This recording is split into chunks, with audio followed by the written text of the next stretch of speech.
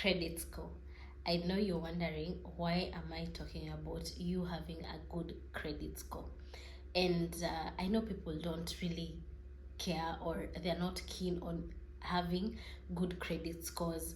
But basically, a credit score is a numerical rating that represents your ability to fulfill your financial obligation using your previous credit history and your current financial situation.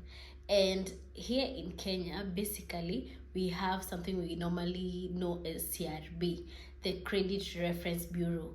And with the Credit Reference Bureau, this is just an agency that collects data and information from various creditors, and they can be able to tell how many loans you have, na kama unalipa on time ama haulipi on time, and all that. The reason why it is important to have a good credit score is because it might come in handy at one point in your life. You see, when we start our financial journey, most times we make the wrong decisions and we end up being in so many debts and not paying them on time. But they come and affect you later on. As we proceed, you're going to understand why I'm saying this. And please, acheni kusema hamjali mkiwa kwa CRB. One day it will bite you back and you will feel so bad, and maybe it's something you would have been able to manage. So we have, like, for example, we have like the Metropole, whereby you can be able to use a USSD or download an app and be able to know what your rating is. Okay, so we normally have ratings from 200 to 900. So let's say you are above 700. This means that you are excellent in terms of paying your financial obligations to your creditors. And this means chances of you getting loans are very high, and also being given at very good rates.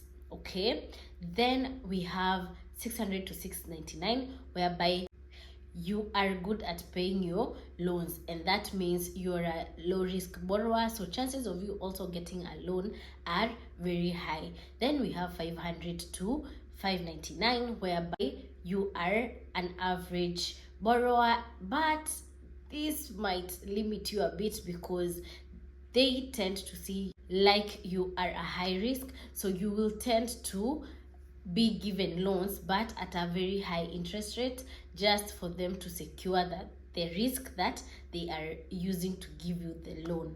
Okay. Then we have 500, and 500 basically you're poor in paying your loans, and chances of you getting a loan are very low as well. And in case they decide to give you a loan, you will pay like crazy high interest rates. Okay, so what would you be looking at when you say that you have a good credit score? So if you can be able to manage and be above 600, then you will be having a good credit score. Remember, it might not matter now, but in the future it might affect your growth in terms of finances. For example, you might start a biashara.